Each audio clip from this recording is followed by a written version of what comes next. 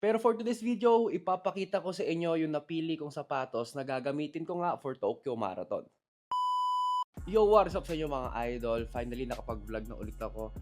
Medyo naging busy lang talaga ako dahil as you guys know, sasali ako ng Tokyo Marathon this March 1, kaya talaga nagpe-prepare ako maigi. Hindi ako makapaglabas ng content recently dahil focus nga talaga ako sa training, gym, takbo. So doon lang umiikot. Pero for today's video, ipapakita ko sa inyo yung napili kong sapatos na gagamitin ko nga for Tokyo Marathon.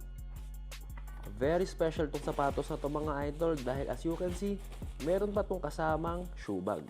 Pero malamang mga idol, alam nyo na kung anong sapatos to, especially sa mga natakbo. Dahil eto nga mga idol, ang Nike Alpha Fly 3 in Glacier Blue colorway. Light blue colorway yung upper na itong sapatos na to with touch of green at syempre pink sa kanyang midsole. Sa ngayon mga idol, eto nga yung pinakamabilis na racing shoe ni Nike. Very breathable nga itong sapatos na to thanks to its upper na tinatawag ni Nike Atom Knit.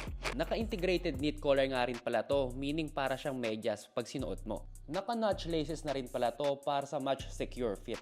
At syempre, one of the highlights nga is itong midsole which is Zoom X. Super lightweight at very bouncy ito mga idol. Tapos, pinartneran pa nila ito ng Zoom Airpad that provides instant rebound. Kumbaga, parang spring na to sa paa mo. Para sa outsole, naka-fast shot to mga idol, lightweight rubber compound that helps the shoe to become more grippy. Naka-full plate carbon pala to mga idol, which helps to have that smooth heel to forefoot transition. At ayun nga mga idol, ang quick unboxing natin para sa sapatos na gagamitin ko this March 1 sa Tokyo Marathon. At dahil first time ko nga gagamitin tong sapatos na to, kakailanganin ko nga itong i-break in. Kaya abangan nyo sa next content natin mga idol.